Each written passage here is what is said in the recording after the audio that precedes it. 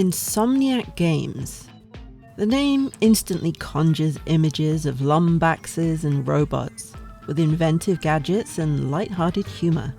But delve a little deeper into Insomniac's history, and you'll uncover a departure from their platforming prowess.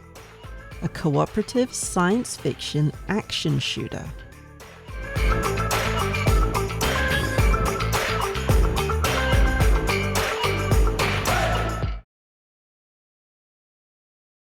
Released in 2013 on PS3 and Xbox 360, Fuse is a multiplayer-focused third-person shooter developed by Insomniac Games and published by EA. It earned average reviews on both consoles, with a 62 on 360 and a 63 on PS3.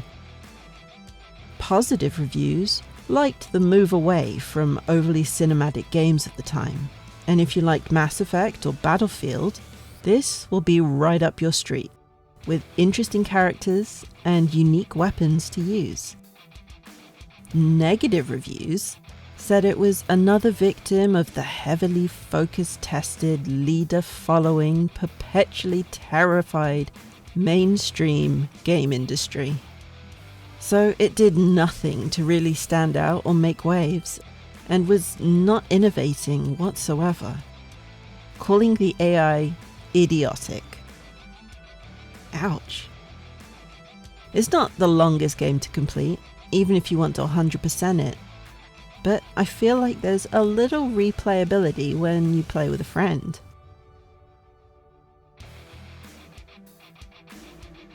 The story revolves around a team of 4 elite agents known as Overstrike 9.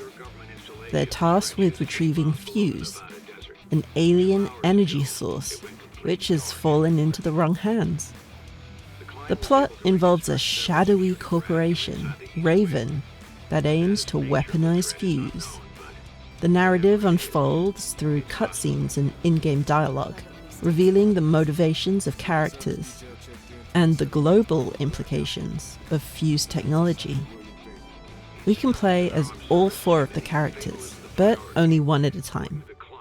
There's Dalton Brooks, a reformed mercenary, Naya Devereaux, who previously worked for Raven with her father, Izzy Sinclair, a rebellious scientist, and Jacob Kimball, an irate detective.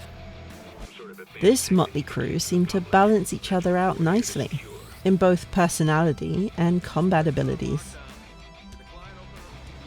So this is ultimately a 4-player co-op game, but you can still play the campaign in single player. We start by picking which character to use, but don't worry, we can switch between them on the fly and can choose to focus on one after trying all of them out. Each character has their own permanent, special Fuse-powered weapon. Dalton has a mag shield, which brings up an energy shield to protect his allies. Naya has a cloaking device, and her weapon, the warp rifle, creates tiny black holes around enemies. Izzy wields a shatter gun, a crystallization shotgun of sorts, and Jacob has an arc shot, which is an energy crossbow. It was fun trying out the different combat styles each character had, and I liked having the ability to switch to whoever I wanted depending on the situation I was in. Sometimes I'd be surrounded by enemies and would need a weapon that takes down the crowd. Other times I'll want to snipe enemies from a distance. If you're playing alone, the other characters are controlled by AI, and it's not completely stupid, but sometimes it does feel like I'm leading around a bunch of lemmings. They do jump into combat and help out, so it's not like you're on your own and struggling through fights.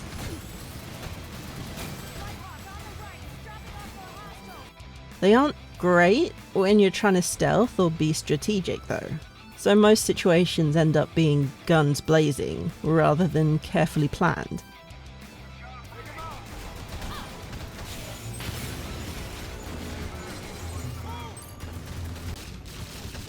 If you get defeated, they run up and revive you, and you can do the same for them.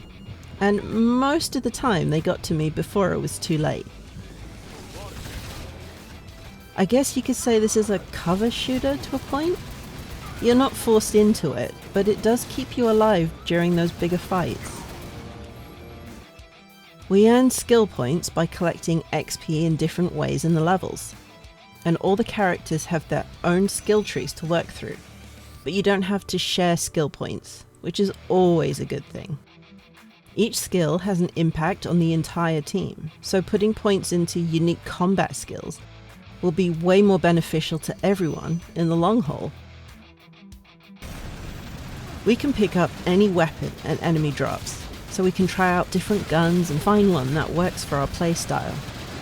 Our unique fuse weapon is always with us, so there's no accidentally dropping it when you pick up a pistol or something. Every so often there'll be a full-on restock room where we can pick up weapons and ammo before we push on to the next big firefight. It's also a good place to pick up specific weapons or make sure your teammates are decked out and not using pea shooters. The enemies are all soldiers, but there are different types with varying tactics and weaknesses.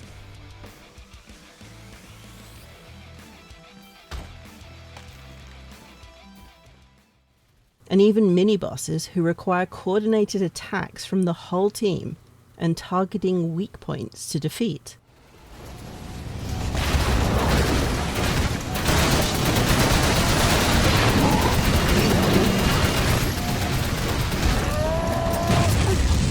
Last one. That incinerator looks like it still works. After playing for a while, I did feel like this had the inklings of Borderlands, with the character styles and weapon types, and the interaction between them all. There isn't huge amounts of witty banter, but just having them bounce lines off each other or comment on the environment gives us a feeling of togetherness, like we're walking around with friends, rather than super serious teammates who don't want to get caught up in small talk. Where did these things come from? Enforcer must have deployed them as a first strike. They're small, they pack a punch. You should have seen what we did with these things in Bali. We let them loose in this banquet hall full of diplomats and you probably wouldn't see the humor in it. Target back shield.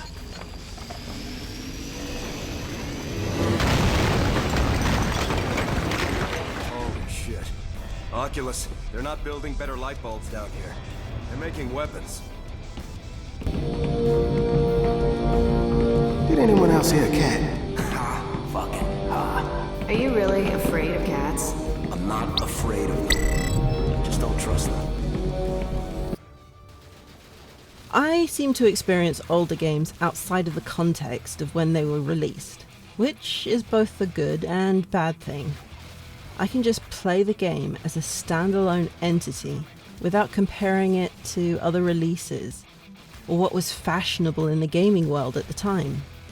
Looking at Fuse in this way, it's not a bad game. It's not amazing or life-changing, but it's a fun little run-around shooter you can enjoy with friends.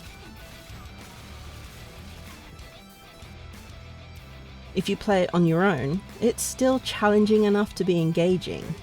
And because it's an older game, you almost give the AI a pass for being a little clunky and dense. But swapping between characters and using their unique weapons as and when you want, that's a pretty good mechanic. The story is pretty generic and the enemies aren't exactly threatening after a few levels. But if you're after something you just want to have fun with, Fuse does that pretty well. I can see why people were disappointed in 2013, as The Last of Us released the same year, and does put Fuse to shame. But playing it in 2025 for the first time almost gives me a sort of nostalgia for games of the early 2010s, before every game had to be life-changing and emotional.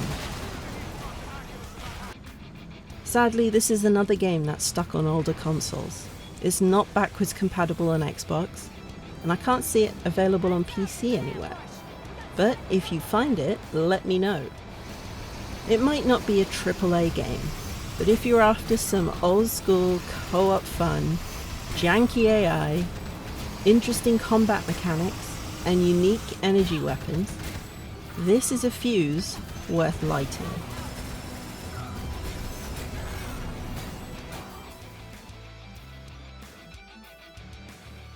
This was fun.